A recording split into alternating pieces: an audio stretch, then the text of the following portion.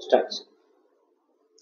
मी doctor Anil Deshmane, प्राचार्य, Bharat Ratna Indira Gandhi engineering college, Kegaon, Solapur, code number 6219.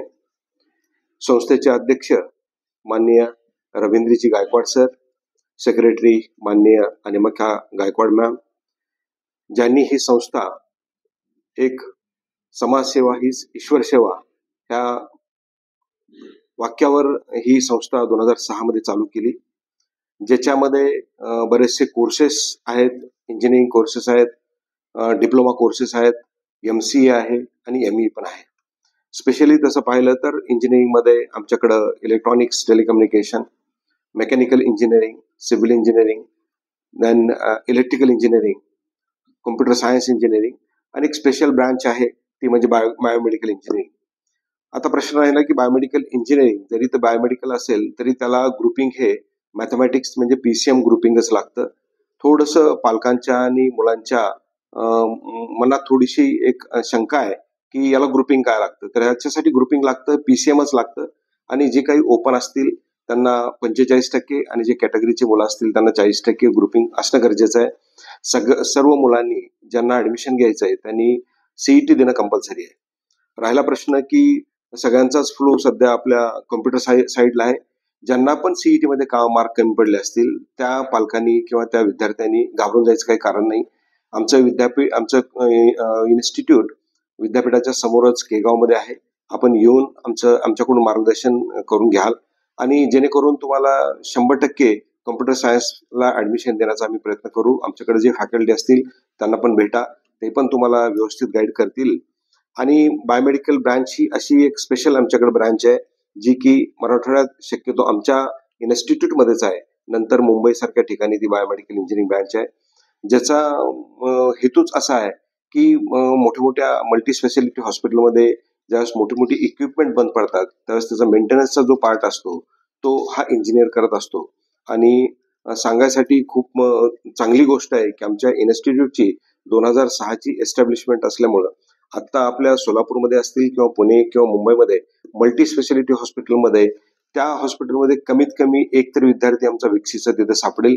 आणि जे काही विद्यार्थी होते आमच्याकडे बायोमेडिकल इंजिनिअरिंगला ज्यांना फॉरेनला जायचं होतं किंवा बाहेर देशाला जायचं होतं त्यांनी पण आपलं करिअर बाहेर देशामध्ये खूप चांगलं केलंय. आजकाल ती विद्यार्थी खूप चांगल्यापैकी एक मोठं पॅकेज कमावत आहेत. तर सर्वच विद्यार्थ्यांनी किंवा पालकांनी बायोमेडिकल इंजिनिअरिंग बद्दल पण एक नक्कीच विचार करावा. हे institute Babasaheb Ambedkar technical university Lonere याच्याशी कनेक्ट आहे आणि पासिंगचा पॅटर्न असेल तो 60-40चा आहे, ज्याच्यामध्ये 60 पैकी थेअरी पेपरमध्ये 20 मार्क घ्यायचे आहेत आणि 40 मार्क इंटरनल असतात, ते कॉलेज लेवलला असतात, त्याच्यापैकी पण 20 मार्क घ्यायचे, असे दोन्ही मिळून 40 मार्काला पासिंग असते.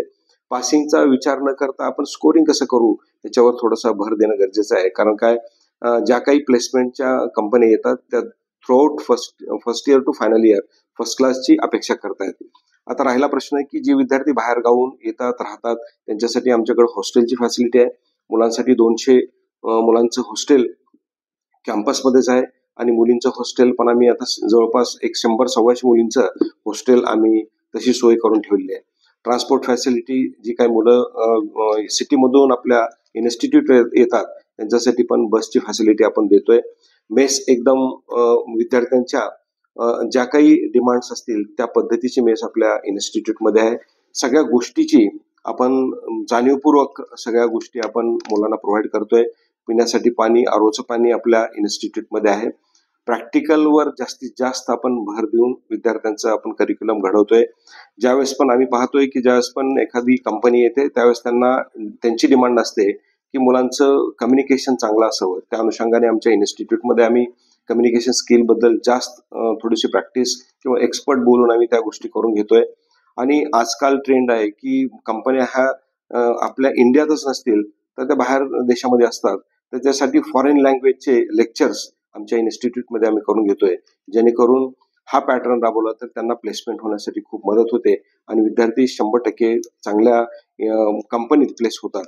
आज जवळपास एक 20,000 विद्यार्थी आमच्या इन्स्टिट्यूटमधून बाहेर पडले, त्यातले 1,001 विद्यार्थी आमच्या बाहेर देशामध्ये चांगल्या करिअर अपॉर्च्युनिटी त्यांच्या चांगल्या आहेत, ते चांगल्या कमवत आहेत.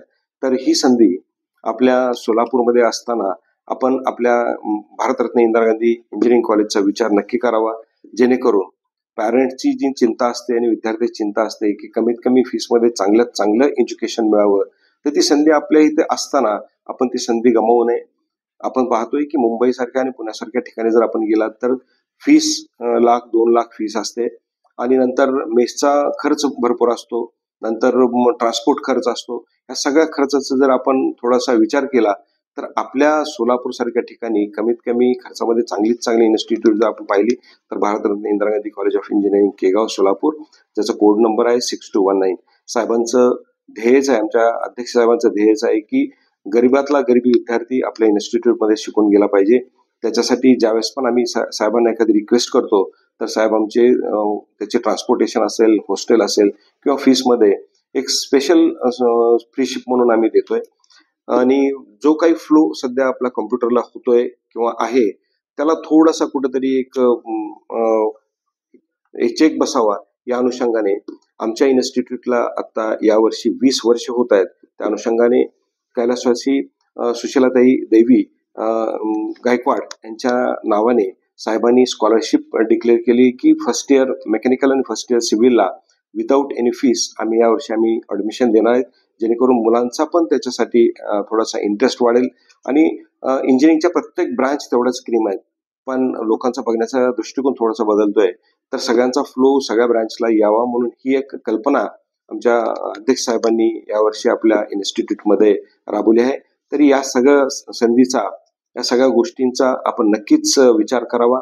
आपल्याला ज्या काही गोष्टीबद्दल शंका असेल किंवा अडचणी वाटतात त्या आपण कॉलेजमध्ये यावं. आपण कॉलेजमध्ये आल्यानंतर आम्ही इत्थंभूत तुम्हाला माहिती देऊ, जेणेकरून आपल्या इंजिनिअरिंग कोणत्या ब्रांचमध्ये करावं याबद्दल आपलं पण थोडंसं मन तयार होईल, अशा प्रकारे आपण कॅम्पेनिंग करतोय. तर आपल्या सर्वांना, पॅरेंट्सना असेल किंवा विद्यार्थ्यांना एक विनंती असेल की आपण फोनवर बोलण्यापेक्षा आपल्या इन्स्टिट्यूटमध्ये आलात आणि आमच्यासोबत थोडंसं बातचीत केलात तर तुमच्या सगळ्या गोष्टीचं आम्ही निरसन करू. या अनुषंगाने आपण आमच्या इन्स्टिट्यूटमध्ये याल आणि आम्हाला आपल्यासाठी एक सेवा करण्याची संधी द्याल, एवढीच आपल्या सर्वांकडून अपेक्षा करतो. Thank you very much.